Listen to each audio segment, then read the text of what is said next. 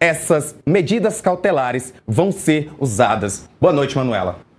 Boa noite, Rafa. A juíza disse que a desembargadora Solange da Silva disse na decisão dela da noite desta sexta-feira que a prisão não era necessária, que aí ela considera que um conjunto de medidas cautelares seriam capazes aí de frear qualquer outro delito ou qualquer outra medida apresentada por esses investigados, né? Aqui na decisão que autoriza a revogação da prisão preventiva, ela fala aqui que inexistindo a periculosidade de ordem pessoal, eles desaconselham, né, essa prisão. Então ela coloca aqui que a liberdade provisória de todos esses investigados, de Daniel Vorcaro, Augusto Ferreira Lima, Luiz Antônio Bu, Alberto Félix, Ângelo Antônio Ribeiro da Silva, estão condicionadas ao cumprimento das medidas cautelares. O que isso significa, Rafa?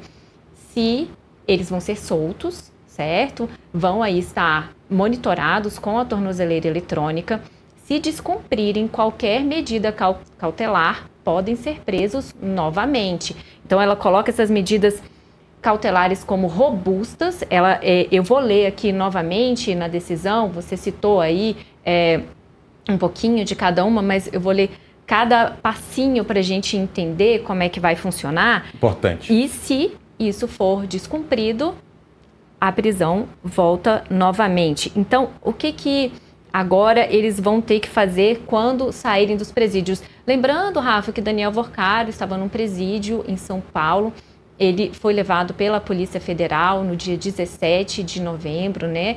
Quando a Polícia Federal alegou que ele tentava fugir do país. Pelas alegações da Polícia Federal, são alegações refutadas, inclusive pela defesa de Vorcaro, ele tentava ir para Malta. E Vorcaro diz que ia para os Emirados Árabes, ali para Dubai, tinha até ali já hospedagem, né, garantida, ele apresentou isso nos autos. Diz que informou todas as operações ao Banco Central. Mesmo assim, né, a Polícia Federal manteve essas investigações. Então, eu vou ler aqui para vocês como que ficou a decisão da desembargadora Solange da Silva. Ela diz que quando eles forem soltos, né, eles terão que fazer um comparecimento periódico em juízo. Falando numa linguagem comum, o que isso significa?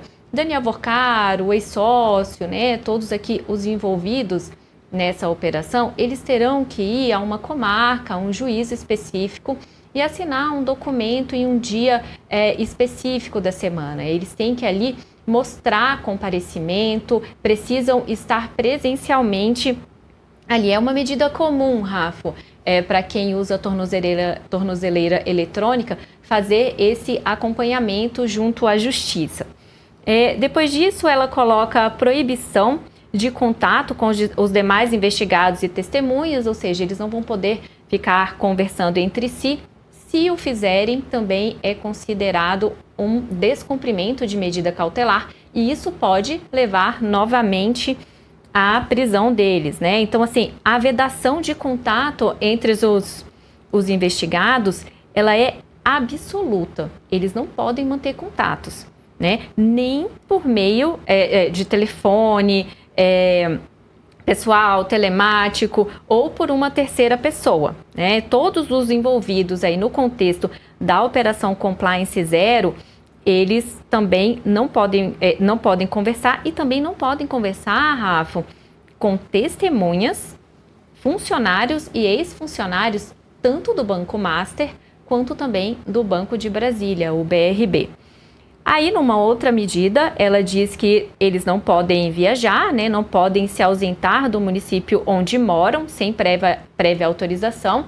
Então, eu acho que a gente pode dar um exemplo aqui que fica mais claro para as pessoas que estão acompanhando aí o caso do ex-presidente Jair Bolsonaro. Ele tem pedido, né, os réus ali têm pedido constantemente autorizações para o ministro Alexandre de Moraes. Então, no caso aqui desses réus, eles também... réus não, me desculpe, investigados, porque eles não são réus. Então, no caso aqui de Vorcaro, em todos que estão nesse processo, eles precisam pedir ao juiz, eu quero sair de São Paulo e ir para o Rio de Janeiro. Eles precisam trazer ali aquela alegação e precisam de uma autorização para se ausentar do lugar onde eles moram. Porém, eles não podem sair do país, né? Porque o passaporte deles continua retido, essa retenção está mantida para todos, então eles não podem deixar o país conforme já determinado em decisão anterior também do TRF1. Fica também suspenso o exercício de atividade de natureza econômica financeira. Aqui ela determina, né, a suspensão das atividades de gestão, direção ou administração de quaisquer pessoas jurídicas que configure como sócios ou participantes. É aqui que a atuação deles no sistema financeiro não vai poder acontecer. A Gabriela Forquim, que né, atua aí nessa área, cobre essa questão de empresas, logo mais ela vai explicar que tipo de implicações isso vai trazer, principalmente para Daniel Vorcaro. E depois aqui ela coloca a monitoração eletrônica, que é o uso de tornozeleira, e aí a alegação para o uso dessa tornozeleira eletrônica é para fiscalização do cumprimento das demais medidas, devendo os investigados se manterem o equipamento em perfeito estado de funcionamento e carga. O que acontece? A tornozeleira eletrônica ela tem que ser carregada, Rafa. Você tem que ali todos os dias carregar. Você não pode deixar essa tornozeleira sem carregar, senão vai apitar lá no sistema de monitoramento. Isso vai dar um problema. Isso aconteceu em alguns outros casos da tornozeleira eletrônica descarregar e acabou chegando em juízo, e aí pode-se haver o pedido de explicação dos advogados, porque pode ser considerado também um descumprimento de medida cautelar.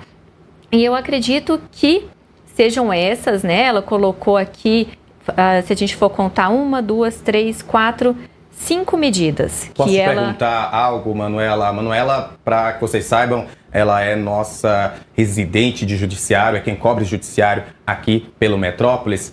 Daqui a pouco a gente vai conversar também com Gabriela Forquim, que é a nossa colunista de Dinheiro e Negócio, você está vendo aí na tela. Mas antes da gente perguntar para a Gabriela Forquim a respeito dessa cautelar que você citou, só queria saber, nesses casos que envolvem operações do mercado financeiro, pelo que você está vendo dessas cautelares, são cautelares comuns, cautelares que já são esperadas em casos como esse?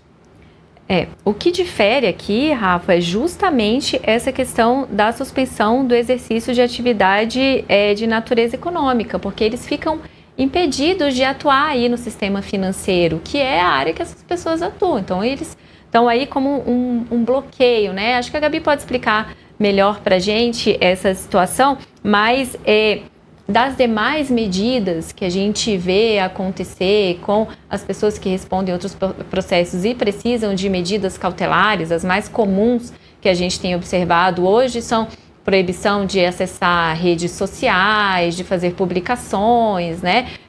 Justamente por causa de animosidades, né? Essas determinações têm se embasado nisso, mas aqui a gente trata de uma situação do sistema financeiro, né? É ali uma questão envolvendo o Banco Central, o sistema financeiro. Então, teve essa medida cautelar que é diferente das que acontece ali em uma situação criminal, por exemplo. Acho que a Gabi consegue explicar essa situação para a gente bem melhor.